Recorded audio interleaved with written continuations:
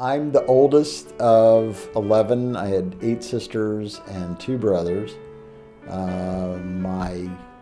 When my dad was called up in the military when the Korean War started, and was kind of aware in my senior year of high school of Vietnam.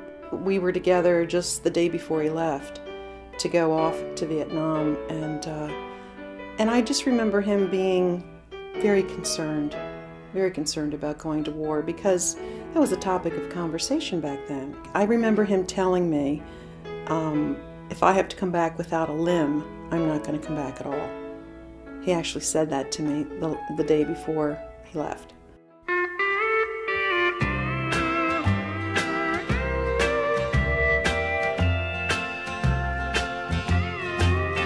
Kiss me goodbye and write me while I'm gone. Goodbye, my sweetheart, hello, Vietnam. I ran into a friend of mine that was in a Ranger unit that I'd been through infantry training with. And he said, hey, we need guys in the Rangers. Everybody that was there were top of the line. It was a great, good group of people. It was great training. It was a great unit. The esprit de corps of that unit was the best.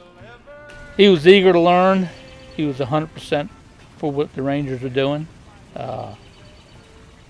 He was patriotic, and he fit right in with a group of people we had assembled. We were basically the only Ranger unit handling the whole of 3 Corps.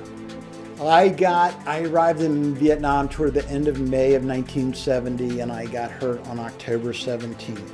We were supposed to do a recon, and we were supposed to be dropped in at this one place, and we were supposed to go down, cross what was shown on the map as some like intermittent stream.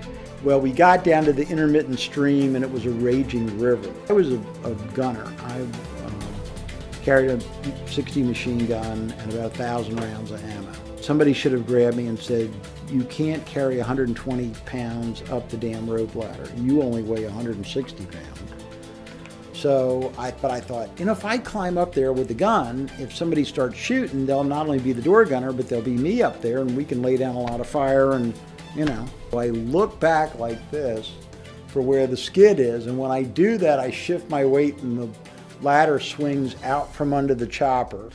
I get caught in the downdraft of the blades and just grabs me and just jerks me right off the ladder. I fell about 45 feet. I landed on my spine landed on the barrel of the machine gun, and I bent the barrel of an M60, which I only know because the guys that were there told me. And the medic told them that I had broken my vertebrae up by my neck. Next time I woke up was being put into a new chopper. I was on a stretcher, and a bunch of guys were running with the stretcher they had sandbags or something on the side of my head to hold my head in place. I was at 25th VAC hospital when they brought him in. And he was in good spirits as soon as he regained consciousness. I finished my tour, came home and was married, and drove up to see him, and he was still the same guy. He was been through Valley Forge, rehabilitation, and now he was getting ready to move on with his life. I was amazed that a 19-year-old kid with that serious an injury was not going to let it stop him. He already knew he was going to move forward in life. I went to the community college for I had about a year's worth of credits before I started college. I went to University of Arizona in Tucson. I got my degree in psychology and went to law school. From there, I came back to Baltimore, back to Maryland, and went to University of Baltimore. I knew the guy that was the state's attorney, so I said, hey, can I do an internship in the state's attorney's office? When I got back, I have to say that I was sort of there with a chip on my shoulder. I mean, I used to wear a military, one of my Vietnam fatigue jackets with the patches on it, and just dare somebody to say something. You're talking to a guy that was, just got back from Vietnam, where the solution to a problem is you shoot somebody, so I was trying to tone it down from there. Nobody told the judge that there was going to be a student attorney in a wheelchair, and the judge came on the bench and they said, all rise.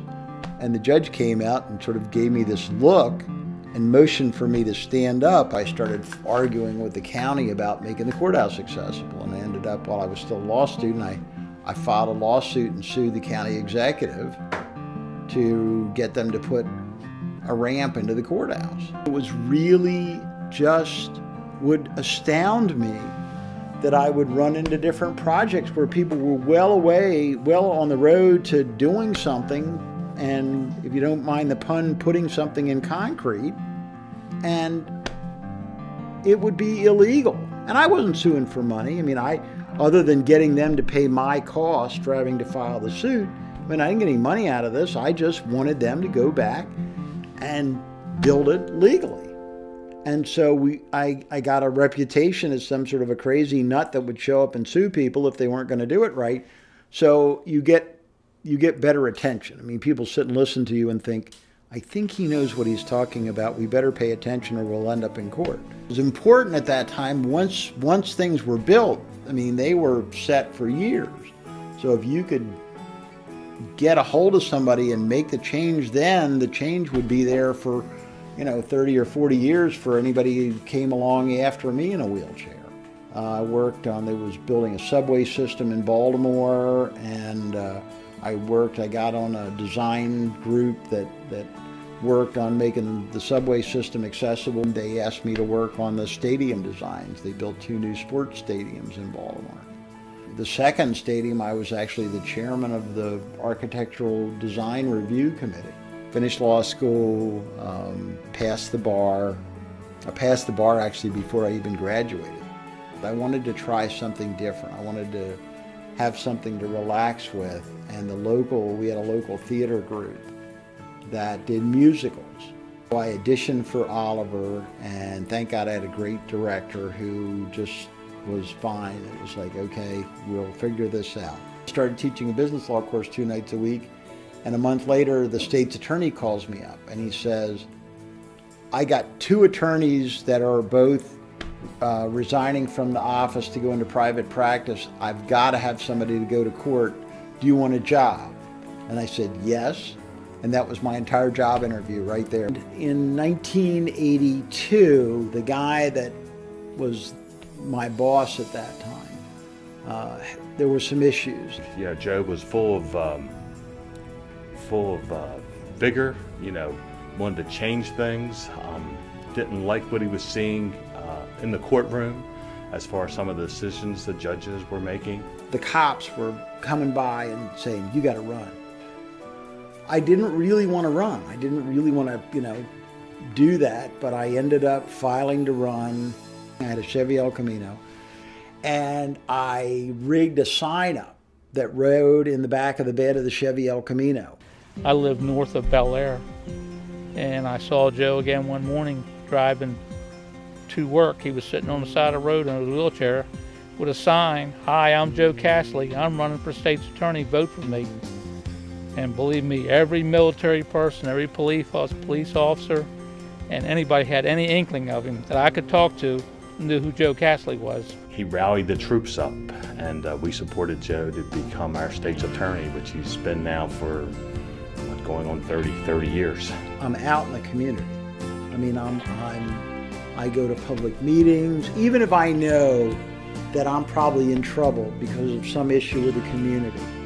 I'm at the public meeting. He's made it very clear that we will not tolerate crime here in Harford County, and that starts with the Sheriff's Office and it's followed through with the State's Attorney's Office. One of the things that I would like to accomplish is also for people with disabilities. I mean, when I go through the world, I want to make it easier for the guy behind me in another wheelchair to get through the world. For all that he's been through, he has one of the biggest hearts of anybody that I know. And for someone who has had a disability and had to live with that disability, he could have become very bitter, but he continued his public service and has ever since he left the military. It affects everything in his life. Getting up in the morning just to get up, just to rise and shine, he has to transfer out of the bed to a wheelchair. Everything in his life is affected by it. Watching Joe just navigate every day, to me, speaks to his determination and his desire to no matter how difficult things are, he's going to make it through.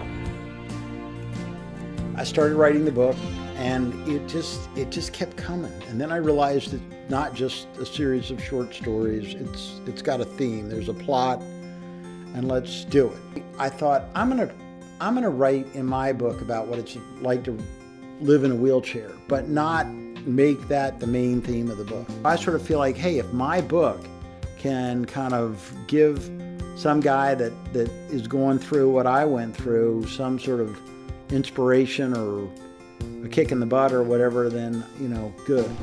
Joe Casserly is certainly deserving of the Outstanding Disabled Veteran of the Year award, in part is for his passion for family, friends, and veterans alike.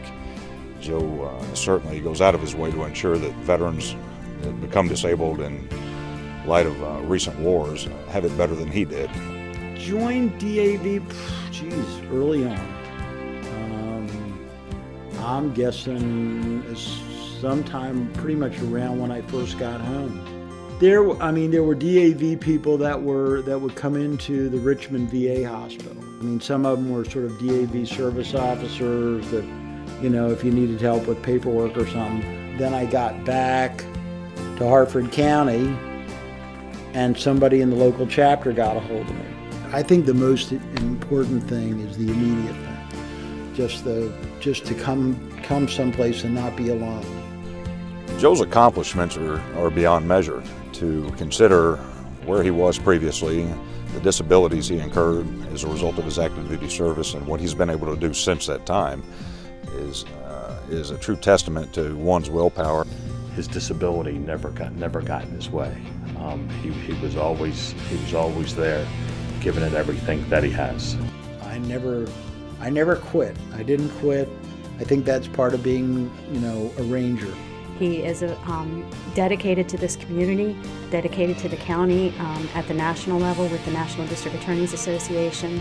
Joe Casserly embodies what a prosecutor is. We acquit and protect the innocent, and we hold the guilty accountable.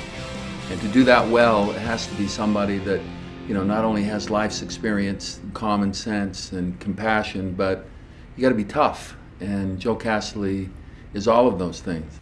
He has all the attributes of somebody who's outstanding if you look at the definition of the word. I can't imagine not being where I am and having taken it easy or done anything less than I did. I think he has fire in his belly. I mean, I think Joe enjoys every day that he's with us. People always say, you know, wow, you've done so great because you're in a wheelchair. And I think, well, what's the alternative?